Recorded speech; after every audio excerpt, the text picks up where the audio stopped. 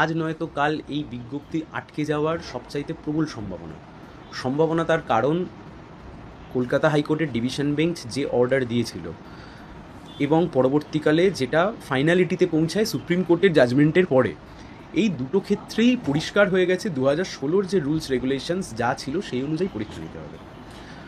দেখুন, রাজ্য সরকার বা এসএসসি ইচ্ছা করে প্রতিবার এমন একটা পরিস্থিতি তৈরি করছে যেখানে আদালত হস্তক্ষেপ করতে বাধ্য হচ্ছে, কখনো সিঙ্গেল বেঞ্চ, কখনো ডিভিশন বেঞ্চ, কখনো সুপ্রিম কোর্ট।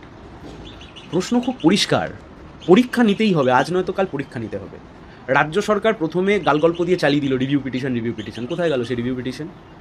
যে ব্যক্তি রিভিউ পিটিশন করেছেন তিনি আবার জাজমেন্ট মেনে পরীক্ষা নিচ্ছেন, গালগল্প দেওয়ার জায়গা পান না।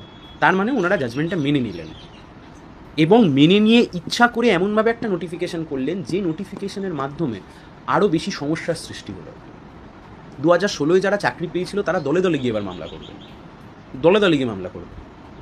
এবং আপনি লিখে রাখুন আজ নয়তো কাল এই হস্তক্ষেপ হবেই কলকাতা হাইকোর্টের মাধ্যমে। এমন একটা জড়িঘটি করে মানে একটা মানে কি বলবো ওকে, সেই একটা জড়িঘণ্টি করে এমনভাবে একটা পাঁচমিশালি তরকারির মতো একটা নোটিফিকেশান বারবার করছে, বা যেটা রাজ্য সরকারের উদ্দেশ্য যাতে সমস্যা তৈরি হয়ে থাকে, সমস্যা যাতে থাকে।